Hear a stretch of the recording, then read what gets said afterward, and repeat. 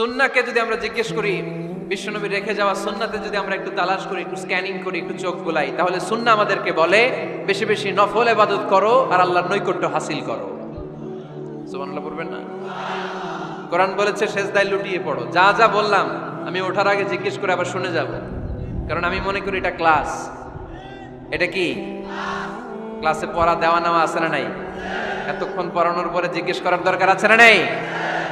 কোরআন বলছে কি আর সুন্নাহ কি বলে? নফল ইবাদত। আওয়াজ করে বলতে হবে সুন্নাহ কি বলে? বুখারীর বর্ণনা, আল্লাহর হাবিব সাল্লাল্লাহু আলাইহি ওয়াসাল্লাম বলেন, মা ইয়াজালু আবদি ইয়াতাকাররাবু ইলাইয়া বিন নওয়াফিল। বান্দা যত বেশি নফল ইবাদত করতে থাকে, করতে করতে করতে করতে বান্দা আমার কাছের নৈকট্য প্রাপ্ত বান্দা হয়ে যায়। হাত্তা উহিব্বাহু, এরপর আমি আমার বান্দারে এত ভালোবাসি, কুনতু সামআহুল্লাযী ইয়াসমাউ বিহি। বান্দা যখন শুনে সে তার নিজের কান দিয়ে শুনে না, আমি আল্লাহর কানে শুনে। কুনতু বাসরাহুল্লাযী ইউবসিরু বিহি, বান্দা যখন দেখে নিজের চোখে দেখে না, আমি আল্লাহর চোখে দেখে। ওয়া ইয়াদাহুল্লাতী ইয়াবতিশু বিহা, বান্দা যখন কিছু ধরে বান্দার হাতে ধরে না, আমি আল্লাহর হাতে ধরে। ওয়া রিজলাহুল্লাতী ইয়ামশি বিহা, বান্দা যখন হেঁটে যায় ওর নিজের পায়ে হাঁটে না, কেমন যেন আমি আল্লাহর পায়ে হাঁটে। আওয়াজ করে বলতে হবে আল্লাহু আকবার। মানে আল্লাহ বুঝাতে চাইলেন আমি তখন তার কান হয়ে যাই, আমি তখন তার চোখ হয়ে যাই, আমি তখন তার হাত হয়ে যাই, আমি তখন তার পা হয়ে যাই। আমার আর তার মাঝে আর কোনো ফারাক থাকে না, সে আমার একেবারে নিকটে চলে আসে। আওয়াজ করে পড়েন সুবহানাল্লাহ। তাহলে বান্দা যখন নফল ইবাদত করে তখন বান্দার হাত আর বান্দার হাত থাকে না, ওইখানে আল্লাহর হাত যুক্ত হয়ে যায়। বান্দার পা থাকে না, সেখানে আল্লাহর পা যুক্ত হয়ে যায়। বান্দা যখন দেখে নিজ চোখে দেখে না, আল্লাহর দৃষ্টিশক্তি সেখানে যুক্ত হয়ে যায়। চিল্লায় বলেন ঠিক কি না? এজন্য নফল ইবাদত করতে রাজি আছেন তো? সুনানে তিরমিজির বর্ণনায় আল্লাহর হাবিব সাল্লাল্লাহু আলাইহি ওয়াসাল্লাম বললেন, হাদিসে কুদসি, কিয়ামতের দিন বান্দার যখন ফরজে ঘাটতি হবে, কিসে ঘাটতি হবে? ফরজে। আল্লাহ পাক বলবেন, উনজুরু হাল্লি আবদি মিন তাতাওয়ু, ও ফেরেশতারা দেখো তো আমার বান্দা নফল করছে কিনা। ফরজে যেহেতু তার ঘাটতি, দেখো তো আমার বান্দার কোনো নফল ইবাদত আছে কিনা। ফেরেশতারা বলবে আছে।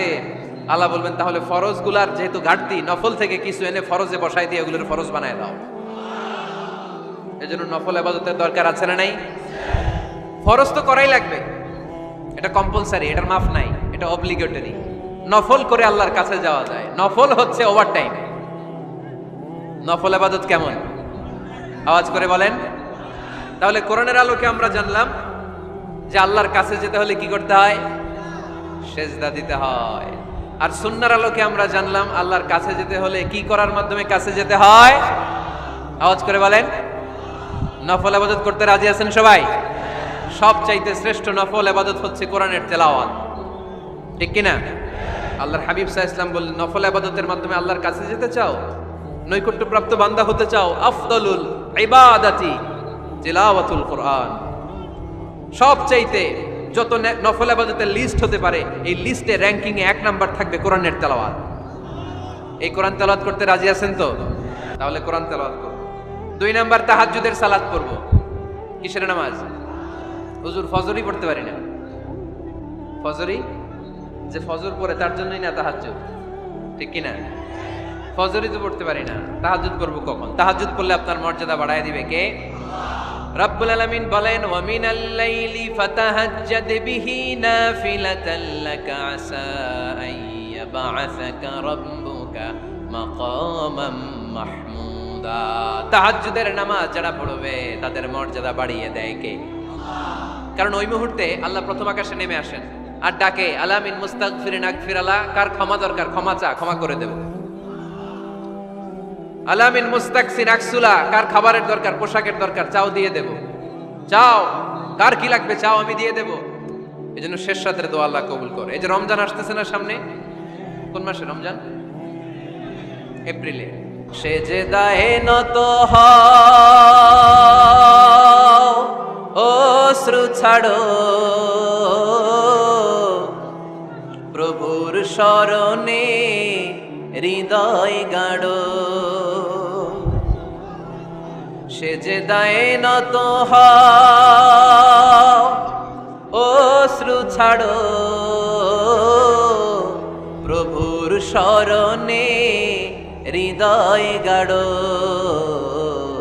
প্রাণ খুলে সব ব্যথা বলো প্রভুকে, বলো প্রভুকে। রাত কি কেটে যাবে ঘুমে অলসে, রাত কি কেটে যাবে ঘুমে অলসে। তুমি কি জানবে না তোমার নিজেকে প্রভুকে, রাত কি কেটে যাবে ঘুমে অলসে। ঠিক কিনা? ঘুমে অলসে আমাদের রাত কেটে যায়, সেজদা দেওয়ার সময় নাই। কখন প্রভুর দরবারে হাজিরা দেব, কখন সেজদা দেব? আল্লাহর হাবিব সাল্লাল্লাহু আলাইহি ওয়াসাল্লাম বললেন, আকরাবু মা ইয়াকুনুল আবদু মির রাব্বিহি ওয়া হুয়া সাজিদ ফাকসিরু ফীহি দুআ। তোমরা যখন সেজদায় লুটিয়ে পড়ো তখন তোমরা আল্লাহর সবচাইতে কাছে চলে যাও। এজন্য ওই সময় বেশি বেশি আল্লাহর কাছে চেয়ে নাও। সুবহানাল্লাহ পড়েন। মনের যত আকুতি আছে, যত জ্বালা আছে, যত বেদনা, সেজদায় পড়ে আল্লাহরে বলার দরকার আছে না নাই? কারণ কেউ যেটা শোনে না, শোনে কে? পরীক্ষায় ভালো করতে চান, সেজদায় লুটিয়ে পড়ে আল্লাহরে বলেন। নেককার স্ত্রী চান, সেজদায় পড়ে আল্লাহরে বলেন। নেককার সন্তান চান, সেজদায় লুটিয়ে পড়ে আল্লাহরে বলেন। বিসিএস পরীক্ষায় টিকতে চান, সেজদায় লুটিয়ে পড়ে আল্লাহকে বলেন। পাসপোর্ট দিয়ে রেখেছেন, ভিসা হয় না, সেজদায় লুটিয়ে পড়ে আল্লাহরে বলেন। মনের যত জ্বালা, যত যন্ত্রণা, যত আকুতি, যত হাহাকার, সেজদায় লুটিয়ে পড়ে আল্লাহরে বলেন। কারণ আল্লাহর দরবার এমন দরবার, এই দরবার থেকে কেউ কোনোদিন খালি হাতে ফিরে না। চিল্লায় বলেন ঠিক কিনা?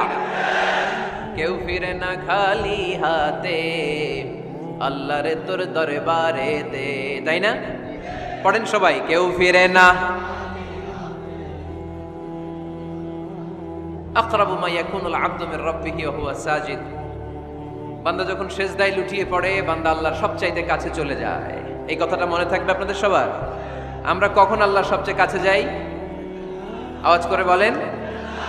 যখন আমরা সেজদায় পড়ে থাকি। আপাত দৃষ্টিতে মনে হয় সেজদাটা যখন দেই জায়নামাজের উপরে আমার কপালটা পড়ে, সেজদাটা যখন দেই মসজিদের টাইলসের উপরে আমার সেজদাটা পড়ে, সেজদাটা যখন দেই মনে হয় যে মসজিদের কাপড়ের উপর আমার কপালটা পড়ে। কিন্তু বিশ্বনবী বলেন না, তোমার কপালটা আল্লাহর কুদরতি পায়ের উপরে পড়ে। আকরাবু মা ইয়াকুনুল আবদু মির রাব্বিহি ওয়া হুয়া সাজিদ। বান্দা যখন সেজদায় লুটিয়ে পড়ে, বান্দা আল্লাহর সবচাইতে কাছে চলে যায়। তাহলে কোরআন আমাদেরকে জানালো, যদি আল্লাহর প্রিয় হতে চাও সেজদায় লুটিয়ে পড়ো। আল্লাহর প্রিয় হতে চাইলে কি করব? আওয়াজ করে বলেন কি করতে হবে? আল্লাহর হাবিব সাল্লাল্লাহু আলাইহি ওয়াসাল্লাম লম্বা সময় ধরে রাতে সেজদায় পড়ে থাকতেন। আল্লাহর হাবিব সাল্লাল্লাহু আলাইহি ওয়াসাল্লামের সাহাবারা সব সময় লম্বা লম্বা রুকু দিতেন, লম্বা লম্বা সেজদা দিতেন। কিন্তু আমরা রুকুর মধ্যে তাড়াহুড়ো করি, সেজদা দিতে যে তাড়াহুড়ো করি, এরকম আছে না? না, নিমসার এলাকায় এরকম কেউ নাই আলহামদুলিল্লাহ। আপনারা তাড়াহুড়ো করেন? করবেন না আমার ভাইয়েরা। There is no rushing in salah. সালাতে তাড়াহুড়ো নেই। There is no hastiness in salah. সালাতে কোনো তাড়াহুড়ো নেই।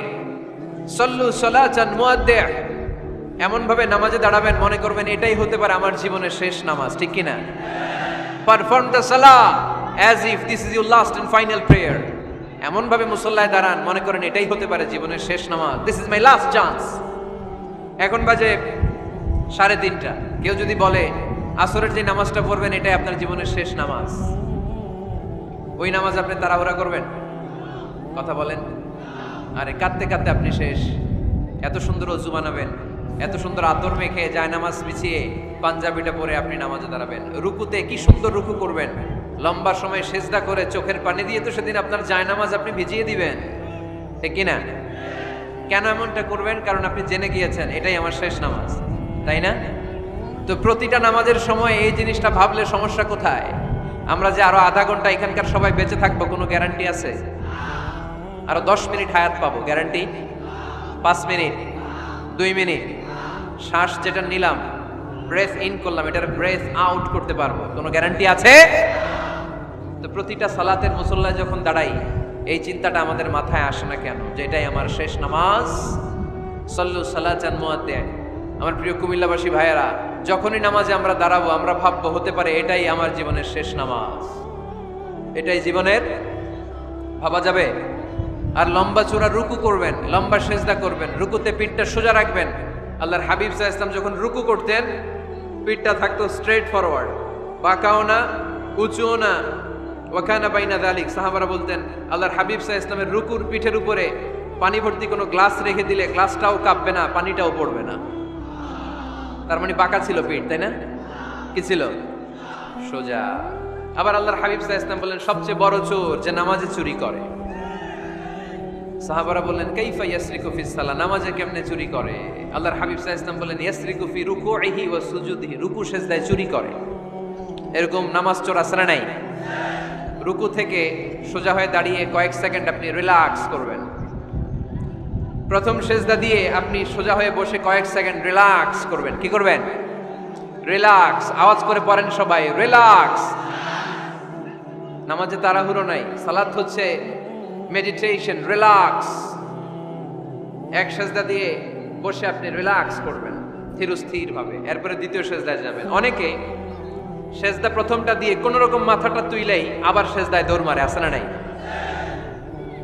রুকু থেকে স্ট্রেট ফরওয়ার্ড দাঁড়ানোর কথা, দাঁড়িয়ে 1-2 সেকেন্ড রিল্যাক্স করার কথা, ওইটা না করে রুকু থেকে কোন রকম মাথা তুলেই আবার সেজদায় দৌড় মারে, এরকম ডাকাত আছে না নাই? এরাই সালাত চোর। আমরা যেন নামাজ চোরের খাতায় নিজেদের নাম না চলি, আমরা যেন বেশি বেশি আল্লাহর সেজদা দেই। তাহলে কোরআন আমাদেরকে জানালো আমরা যদি আল্লাহর কাছে যেতে চাই কি করতে হবে? বইলা গেছি, খাইয়া ফেলাইছি, আওয়াজ করে বলেন কি করবেন? আল্লাহর হাবিব সাল্লাল্লাহু আলাইহি ওয়াসাল্লাম সব সময় লম্বা লম্বা সেজদায় পড়ে থাকতেন।